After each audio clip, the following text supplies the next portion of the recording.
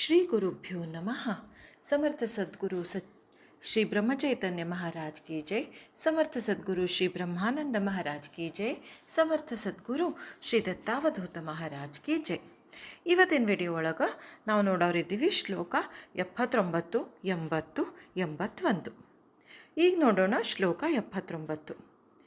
मना पावना भावना राघवाची धरी अंतरी सोडी चिंता भवाची भवाची जीवा मानवा भूली ठेली नसचे वस्तूची धारणा व्यर्थ गेली. ಭಾವಾರ್ಥ: ಹೇ ಮನಸ್ಸೆ, ಭಗವಂತನ ಮೇಲಿಟ್ಟ ವಿಶ್ವಾಸವು ಪವಿತ್ರ ಹಾಗೂ ನಿರ್ದೋಷಗೊಳಿಸುವುದಾಗಿರುತ್ತದೆ. ಅದನ್ನು ಅಂತರಂಗದಲ್ಲಿಟ್ಟುಕೊಂಡು ನೀನು ಚಿಂತೆ ಮಾಡುವುದನ್ನು ಬಿಟ್ಟು ಬಿಡು. ಸಂಸಾರವು ಸಂಪೂರ್ಣವಾಗಿ ಸತ್ಯವಾಗಿರುತ್ತದೆ ಎಂದು ಮನುಷ್ಯನ ಮನಸ್ಸಿಗೆ ಹಿಡಿದ ಭ್ರಮೆಯಾಗಿರುತ್ತದೆ. ಆದರೆ ಸತ್ಯವಲ್ಲದ ವಸ್ತುವನ್ನು ಮನಸ್ಸಿನಿಂದ ಅಂತರಂಗದಲ್ಲಿ ಹಿಡಿದಿಟ್ಟುಕೊಂಡರೆ ಕೊನೆಗೆ ಮೋಸವೇ ಆಗುತ್ತದೆ. ಈಗ ಇದರ ವಿವರಣೆ ನೋಡೋಣ. ಅಂದ್ರೆ ಸಮ್ ಎಕ್ಸಾಂಪಲ್ಸ್ ತೊಗೊಂಡು ನೋಡೋಣ. ಇಲ್ಲೇ ಗುರುಗಳು ಏನು ಹೇಳಲಿಕ್ಕೆ ಇಷ್ಟಪಡ್ತಾರಂದ್ರೆ, ನಾವೆಷ್ಟು ಖರೆ ಅಂದ್ಕೊಂಡ್ಬಿಟ್ಟಿವಲ್ಲ ಈ ಜಗತ್ತಿನ, ಇದು ಭಾಳ ಟೆಂಪರವರಿ ಅದ, ಭಾಳ ನಶ್ವರಿ ಅದ. ಭಾಳ ಅಂದ್ರೆ ನಾವು 80 ವರ್ಷ ಬದುಕ್ಬೋದು, 100 ವರ್ಷ, ಅಷ್ಟು ಭಾಳ ಟೆಂಪ್ರರಿ ಅದ. ಅದಕ್ಕಾಗಿ ಇಷ್ಟು ಸ್ಟ್ರಾಂಗ್ ಆಗಿ ಇಲ್ಲಿ ವಸ್ತುಗಳನ್ನು, ಇಲ್ಲಿ ವ್ಯಕ್ತಿಗಳನ್ನು ಮನಸ್ಸು ನೀನು ಹಿಡಿದಿಟ್ಕೊಂಡಿಯಲ್ಲಪ್ಪ, ಅದರಿಂದ ಏನಾಗೋದದ, ನೀ ಮತ್ತೆ ತಿರುಗಿ ಜನ್ಮ ತೊಗೊಳ್ತಾ ಬರೋದ ಅದ. ಅದಕ್ಕೆ ನಶ್ವರ ವಸ್ತುದ ಧಾರಣ ಮನಸ್ಸಿನಾಗ ಹಿಡ್ಕೊಂಡು ಕೂಡಬೇಡಪ್ಪ ಮನಸ್ಸು ಅಂತ ಹೇಳಿ ಇಲ್ಲೇ ಭಾಳ ಚಂದ ಎಕ್ಸ್ಪ್ಲೇನ್ ಮಾಡ್ಲಿಕ್ಕತ್ತಾರ. ಈಗ ಹೆಂಗೆ ಹೌದು ನಾವು ಹಿಡ್ಕೊಂಡು ಕೂಡಬಾರ್ದ, ಅದಕ್ಕೆ ಏನು ಪಾಸಿಬಿಲಿಟಿ ಅದ, ಏನು ಮಾಡಬೇಕು, ಅದಕ್ಕೂ ಗುರುಗಳು ಹೇಳ್ತಾರೆ. ಯಾವಾಗ ನೀ ಭಗವಂತನ ಮನಸ್ಸಿನಾಗ ಹಿಡ್ಕೊಳ್ಳಿಕ್ಕೆ ಪ್ರಯತ್ನ ಮಾಡ್ತೀಯಲ್ಲ, ಆವಾಗ ಈ ನಶ್ವರ ವಸ್ತುದ ಮಾಯೆ ಏನದಲ್ಲ ಅದು ತಂತಾನ ಹೋಗ್ತದ ಅಂತ ಹೇಳಲಿಕ್ಕೆ ಇಲ್ಲಿ ಗುರುಗಳು ಇಷ್ಟಪಡ್ತಾರೆ. ಒಂದು ಚಲೋ ನದಿ ಅದ, ಸ್ವಚ್ಛ ನೀರದ, ಅದು ಪೊಲ್ಯೂಟ್ ಆಗಿಲ್ಲ, ಯಾವ ಇಂಡಸ್ಟ್ರಿ ಇಲ್ಲಲ್ಲ, ಯಾವ ಅಗ್ರಿಕಲ್ಚರ್ ಇಲ್ಲ, ಅದು ಮನುಷ್ಯರ ವಾಸಸ್ಥಳದಿಂದ ಭಾಳ ದೂರ ಅದ. ಗಂಗೋತ್ರಿ ಅಂದ್ಕೊಳ್ಳೋಣ. ಅಲ್ಲೇ ನೀರಿಷ್ಟು ಕ್ಲಿಯರ್, ಇಷ್ಟು ಟ್ರಾನ್ಸ್ಪರೆಂಟ್ ಅಲ್ಲ, ನಿಮಗೆ ಒಂದೊಂದು ತಳದಾಗಿನ ಕಲ್ಲು, ಆ ಕಲ್ಲಿನ ಕಲರು ಸಹಿತ ಕಾಣಿಸ್ತದೆ. ಹೌದಾ? ಯಾಕೆ ಅಷ್ಟು ಚಂದ ಕಾಣಿಸ್ತದಂದ್ರೆ ಕ್ಲಿಯರ್ ವಾಟರ್, ಟ್ರಾನ್ಸ್ಪರೆಂಟ್ ವಾಟರ್ ಏನದಲ್ಲ, ಶುದ್ಧ ನೀರು ಏನದಲ್ಲ, ಅದು ಲೈಟ್ ಯಾವಾಗ ಬೀಳ್ತದಲ್ಲ ಅದನ್ನು ಅಷ್ಟು ಚಂದ ರಿಫ್ಲೆಕ್ಟ್ ಮಾಡ್ತದಲ್ಲ. ಹಂಗೆ ನಮ್ಮ ಮನಸ್ಸು ಇವೆಲ್ಲ ಬಯಕೆ, ಆಸೆ, ಈ ಟೆಂಪ್ರವರಿ ವರ್ಲ್ಡದ್ದು ಎಲ್ಲ ಬಿಟ್ಕೋತ ಹೋಗಿ ಶುದ್ಧ ಹಾಕೋತ ಹೋದಂಗೆ, ಸ್ವಚ್ಛ ಹಾಕೋತ ಹೋದಂಗೆ ನಮ್ಮ ಮನಸ್ಸು, ಸ್ವಚ್ಛ ಮನಸ್ಸು, ಪ್ಯೂರ್ ಮೈಂಡು ಕೂಡ ದೈವತ್ವವನ್ನು ರಿಫ್ಲೆಕ್ಟ್ ಮಾಡ್ಲಿಕ್ಕತ್ತದ, ದೈವತ್ವವನ್ನು ಹೊರಸೂಸ್ಲಿಕ್ಕತ್ತದ.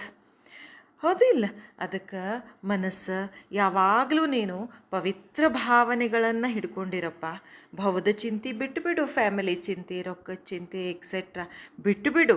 ಅದಕ್ಕೆ ಗುರುಗಳು ಹೇಳ್ತಾರೆ, ಯಾವಾಗ ನಮ್ಮ ಮನಸ್ಸು, ನಮ್ಮ ಥಾಟ್ಸು ಡಿವೈನ್ ಆಗ್ತಾವಲ್ಲ, ಇವು ಈ ವರೀಸು, ಈ ಚಿಂತೆಗಳು ಎಲ್ಲ ತಮ್ಮ ಪವರ್ ಕಳ್ಕೊಂಡು ಅಲ್ಲೇ ವ್ಯಾನಿಷ್ ಆಗಿಬಿಡ್ತಾವ ಅಂತ ಹೇಳ್ತಾರೆ.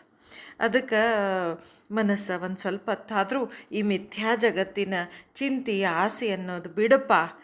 ಅದು ಶಾಂತಿ ಅನ್ನೋದು ತಂತಾನ ಹೆಂಗೆ ನಿನ್ನ ಒಳಗಿನಿಂದ ಬರ್ಲಿಕ್ಕತ್ತದ, ಸ್ಪಿರಿಚುವಲ್ ಪ್ಲೆಷರ್ ಅನ್ನೋದು ತಾನ ಶುರು ಆಗ್ತದ ಅಂಥೇಳಿ ಇಲ್ಲಿ ಗುರುಗಳು ನಮ್ಮ ಅಂತಃಕರಣಕ್ಕೆ ಹೇಳಲಿಕ್ಕೆ ಇಷ್ಟಪಡ್ತಾರೆ. ಈಗ ನೋಡೋಣ ಶ್ಲೋಕ 80. धरा श्रीवरात्या हरान्तराते तरा दुस्तरात्या परासागराते सराविसरात्या भरा दुर्भराते करानी करात्या खरा मत्सराते. ಭಾವಾರ್ಥ: ಶ್ರೀಶಂಕರನು ಯಾವ ಭಗವಂತನನ್ನು ತನ್ನ ಹೃದಯದಲ್ಲಿ ಧಾರಣೆ ಮಾಡಿರುತ್ತಾನೆಯೋ ಆ ಭಗವಂತನನ್ನು ನಾವು ಮನಸ್ಸಿನಿಂದ ಗಟ್ಟಿಯಾಗಿ ಹಿಡಿದುಕೊಳ್ಳಬೇಕು. ಹೀಗೆ ಮಾಡಿದರೆ ಮಾತ್ರ ಕಠಿಣವಾದ ಭವಸಾಗರ ದಾಟಲು ಬರುತ್ತದೆ. ಹೊಟ್ಟೆ ತುಂಬಿಸಿ ಪೂರ್ಣಗೊಳಿಸಲು ಕಠಿಣವಾಗಿರುವುದೇನೋ ನಿಜ. ಆದರೆ ಅದನ್ನು ಸ್ವಲ್ಪ ಮರೆಯಲು ಕಲಿಯಬೇಕು ಹಾಗೂ ದುಷ್ಟವಾದ ಮತ್ಸರದ ಬೆನ್ನು ಹತ್ತಿ ಅದರ ನಾಶಗೊಳಿಸಬೇಕು. ಇಲ್ಲೇ ಗುರುಗಳು ಹೇಳ್ತಾರ, ಶ್ರೀಹರಿ ಅನ್ನೋ ಆಸರ ಹಿಡ್ಕೊಂಡು ನಾವು ಈ ಭವಸಾಗರ ದಾಟಬಹುದು ಅಂತ. ಹಂಗೆ ಒಂದು ಇಮ್ಯಾಜಿನೇಷನ್ ಮಾಡೋಣ. ಜೀವನ ಅಂದ್ರೆ ಒಂದು ದೊಡ್ಡ ಸಮುದ್ರ ಅಂದ್ಕೊಳ್ಳೋಣ. ದೊಡ್ಡ ಸಮುದ್ರದಾಗ ನಾವು ಹೊಂಟೀವಿ, ನಾವು ಬಂದು ಬಿದ್ದುಬಿಟ್ಟಿವಿ ಈ ಸಮುದ್ರದಾಗ. ನಾವು ಹೋಗಬೇಕು, ಹೊಂಟೀವಿ. ಹೊಂಟಾಗ ಏನಾಗ್ತದೆ, ಹೆಲ್ತ್ ಪ್ರಾಬ್ಲಮ್ಸ್ ಬರ್ತಾವ, ಫ್ಯಾಮ್ಲಿ ಇಶ್ಯೂಸ್ ಬರ್ತಾವ, ಹೌದಾ, ಮತ್ತು ಫೈನಾನ್ಷಿಯಲ್ ಇಶ್ಯೂಸ್ ಬರ್ತಾವ, ಈಗೋ ಎಲ್ಲದಕ್ಕಿಂತ ಹೆಚ್ಚಿಂದ ಈಗೋ ಬರ್ತದೆ. ಆಮೇಲೆ ನನಗೆ ಮನ್ನಣೆ ಸಿಗಲಿ ಅನ್ನೋದು, ಅದು ಭಾಳ ಕೆಟ್ಟ ಈಗೋ ಅಂತ ಹೇಳ್ತಾರೆ ಗುರುಗಳು, ಅದೆಲ್ಲ ಬರ್ತದೆ. ಇವೆಲ್ಲ ಲೈಕ್ ವೇವ್ಸ್, ಒಂದು ಅಲೆಗಳಂತ. ಹಿಂಗೆ ಬಂದು ಮನಸ್ಸಿಗೆ ಒಂದಾದ್ಮೇಲೆ ಒಂದೇ ಸವನ ಅಪ್ಪಳಿಸ್ತಾವ. ಆವಾಗ ನಮಗೇನು ಅನ್ನಿಸ್ತದೆ, ಇಲ್ಲಿ ಯಾರೇ ಶಕ್ತಿವಂತ ಇದ್ದವರು, ಸೂಪರ್ ಹ್ಯೂಮನ್ ಇದ್ದವರು ನಮ್ಮ ಕೈ ಹಿಡ್ಕೊಂಡು ಈ ಎಲೆಗಳನ್ನೆಲ್ಲ ದಾಟಿಸಿ ನಮ್ಮನ್ನು ಕರ್ಕೊಂಡು ಹೋಗಿ ಆ ದಂಡಿಗೆ ಇಳಿಸ್ಬಿಟ್ರೆ ಎಷ್ಟು ಚಲೋ ಇರ್ತದಲ್ಲ ಅಂತ ಅನ್ನಿಸ್ತದಲ್ಲ ನಮಗೆ. ಅಂದ್ರೆ ಈ ಚಿಂತೆಗಳದ್ದೆಲ್ಲ ಹೊಡೆತ ನಮ್ಮ ಮನ್ಸಿನ ಮ್ಯಾಲೆ ಬೀಳಲಾರ್ದಂಗೆ ಮಾಡೋರು ಯಾರ್ತಾರೆ ಒಂದು ಕೈ ಇದ್ದಿದ್ರೆ, ಕೈ ಅಡ್ಡು ಬಂದು ಈ ಹೊಡೆತನೆಲ್ಲ ಹಿಡಿಯೋಂಗಿದ್ದಿದ್ರೆ ಎಷ್ಟು ಚಲೋ ಇರ್ತಿತ್ತಲ್ಲ ಅಂತ ಅನ್ನಿಸ್ತಿರ್ತದಲ್ಲ. ಅದ ಗುರುಗಳು ಹೇಳ್ತಾರೆ, ಆ ಕೈ ಏನದಲ್ಲ ಅದ ಭಗವಂತನ ನಾಮ, ಅದ ಭಗವಂತನ ನಾಮಸ್ಮರಣೆ. ಯಾವಾಗ ನಾವು ಭಗವಂತನ ಕೈ ಗಟ್ಟಿ ಹಿಡಿತೀವಲ್ಲ ಅಂದ್ರೆ ನಾವು ನಮ್ಮ ಮನಸ್ಸೊಳಗೆ ಭಗವಂತನ ತುಂಬಿಸ್ತೀವಲ್ಲ, ಆವಾಗ ಈ ಮನಸ್ಸೊಳಗಿನ ಭಾರ ದುಃಖ ಎಲ್ಲ ಕಡಿಮೆ ಆಗಿ ಮನಸ್ಸು ಅವ್ರಿಗೆ ಹಾಕ್ಕೋತ ಬರ್ತದೆ. ಲೈಫು ಒಂದು ಜರ್ನಿ ಆಗ್ತದೆ, ಒಂದು ಯಾತ್ರೆ ಆಗ್ತದೆ, ಅದಷ್ಟು ಯುದ್ಧ ಆಗೋದಿಲ್ಲ ಅಂತ ಹೇಳ್ತಾರೆ ಗುರುಗಳಲ್ಲಿ. ಈಗ ನೋಡೋಣ ಶ್ಲೋಕ 81. ಇಲ್ಲೇ ನೆಕ್ಸ್ಟ್ ಕ್ಯಾಟಗರಿ ಸ್ಟಾರ್ಟ್ ಆಗ್ತದೆ. ನೆಕ್ಸ್ಟ್ ಕ್ಯಾಟಗರಿ ನಾಮವೇ ಸರ್ವ ಸಾಧನಗಳ ಸಾರ. ಇಷ್ಟೊತ್ತನ ನೋಡಿದ್ವಲ್ಲ, ಸಂಸಾರ ಸಮುದ್ರ ಭವಸಾಗರ ಎಲ್ಲ ದಾಟಬೇಕು, ಮನಸ್ಸಿಗೆ ವೇವ್ಸ್ ಅಪ್ಪಳಿಸ್ಬಾರ್ದು, ಮನಸ್ಸಿಗೆ ಯಾವ ಚಿಂತೆ ಅಪ್ಪಳಿಸ್ಬಾರ್ದು, ಮತ್ತು ಅದಕ್ಕೇನು ಸಾರ ಸಾಧನೆ. ಆ ಸಾಧನೆಯ ಸಾರ ನಾಮ ಜಪ. ಅದನ್ನು ಹೇಳಲಿಕ್ಕೆ ಇಷ್ಟಪಡ್ತಾರೆ ಇಲ್ಲಿ ಗುರುಗಳು. ಮನಾಮತ್ಸರೇ ನಾಮ ಸಾಂಡು ನಕೋಹೋ ಅತಿಯಾದರೆ ಹಾನಿ ಜಧ್ಯಾಸರಾಹೋ ಸಮಸ್ತಾ ಮಧೇ ನಾಮ ಹೇ ಸಾರ ಆಹೇ ದುಜಿ ತುಳನಾ ತುಳಿತಾಹೀನ ಸಾಹೇ. ಭಾವಾರ್ಥ: ಹೇ ಮನಸ್ಸೇ, ವಿಕೃತ ಮನೋವೃತ್ತಿಯಿಂದ ಪ್ರೇರಿತನಾಗಿ ನಾಮಸ್ಮರಣೆ ಬಿಡಬೇಡ. ಪವಿತ್ರತೆಯ ಭಾವನೆಯನ್ನಿಟ್ಟುಕೊಂಡು ನಾಮದ ಧ್ಯಾಸ ಇಟ್ಟುಕೊಳ್ಳಬೇಕು. ಭಗವಂತನ ಪ್ರಾಪ್ತಿಯ ಸಾಧನೆಗಳು ಅನೇಕವಿರುತ್ತವೆ.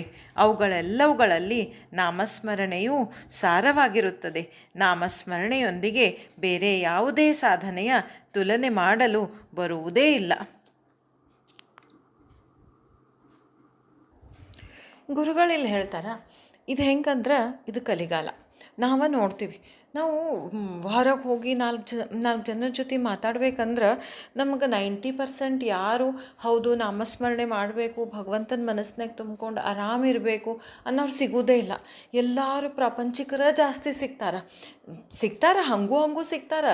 ಆದರೆ ಹೆಚ್ಚಿರೋದು ಹೇಳಲಿಕ್ಕತ್ತೀನಿ, ಪ್ರಾಪಂಚಿಕರ ಜಾಸ್ತಿ ಸಿಗ್ತಾರೆ.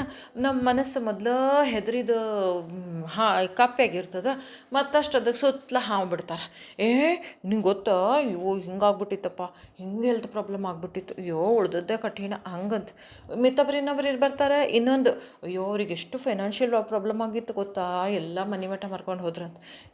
ಮತ್ತೊಬ್ಬರು ಬರ್ತಾರೆ, ಅಯ್ಯೋ ಅವ್ರ ಮಕ್ಕಳು ಸರಿ ಕಲೀಲೇ ಇಲ್ಲ ಅಂತ ನೋಡಿ, ಎಲ್ಲವೂ ಗುಂಡಾಗ ಅಡ್ಡಾಡ್ಲಿಕ್ಕತ್ತಾವಂತ. ಹೌದಾ, ಇವನ್ನೆಲ್ಲ ಕೇಳಿ ಮೊದಲ ಹೆದರಿದ ಕಾಪಿಯಾಗಿದ್ದ ಮನಸ್ಸು ಪ್ರಾಪಂಚಿಕರ ವಿಷಯಗಳನ್ನು ಕೇಳಿ ಏನಾಗ್ಬಿಡ್ತದ, ಭಗವಂತನೂ ಮರಿತದ, ಎಲ್ಲನೂ ಮರಿತದ, ಅದ ವಿಚಾರ ಮಾಡ್ಕೋತ ಕೂಡ್ತದೆ. ಅದಕ್ಕೆ ಇಲ್ಲಿ ಗುರುಗಳು ಹೇಳ್ತಾರೆ, ವಿಕೃತ ಮನೋವೃತ್ತಿಯಿಂದ ಒಂದು ಮತ್ಸರ ಅಂತ ಅಂದ್ಕೊಂಡ್ರೆ ಇಲ್ಲಿ ಇಂಥ ಎಲ್ಲ ನೆಗೆಟಿವ್ ಥಾಟ್ಸ್ನಿಂದ ಇನ್ಫ್ಲೂಯೆನ್ಸ್ ಆಗಿ, 4 ನೆಗೆಟಿವ್ ಪೀಪಲ್ನಿಂದ ಇನ್ಫ್ಲೂಯೆನ್ಸ್ ಆಗಿ ನಾಮಸ್ಮರಣೆ ಬಿಡಬೇಡಪ್ಪ ಮನಸ್ಸು. ಒಂದು ಡಿವೈನ್ ಫೀಲಿಂಗ್ ಇಟ್ಕೊಂಡು, ಒಂದು ಪವಿತ್ರತೆ ಭಾವನೆ ಇಟ್ಕೊಂಡು ನಾಮ ತಗೋತ ಹೋಗು. ಅದು ಎಲ್ಲ ಸಾಧನೆಗಳ ಪ್ರಾಣ ಅಂದ್ರೆ ನಾಮಸ್ಮರಣೆ ಇರ್ತದೆ ಅಂತ ಹೇಳ್ತಾರೆ. ಇಲ್ಲಿದು ದಾಸರ ಪದ ಯಾವ್ದು ಜೋಡಿಸ್ಬೋದಂದ್ರೆ ನನಗೆ ನೆನಪಿಗೆ ಬರ್ಲಿಕ್ಕತ್ತದಂತೂ ಅಂಜಿ ಕಿನ್ಯಾತ ಕೈಯ ಸಜ್ಜನರಿಗೆ ಭಯವು ಇನ್ಯಾತ ಕೈಯ ಸಂಜೀವರಾಯನ ಸ್ಮರಣೆ ಮಾಡಿದ ಮೇಲೆ ಸಂಜೀವರಾಯನ ಸ್ಮರಣೆ ಮಾಡಿದ ಮೇಲೆ ಅಂಜಿ ಕಿನ್ಯಾತ ಕೈಯ ಸಜ್ಜನರಿಗೆ ಭಯವು ಇನ್ಯಾತ ಕೈಯ.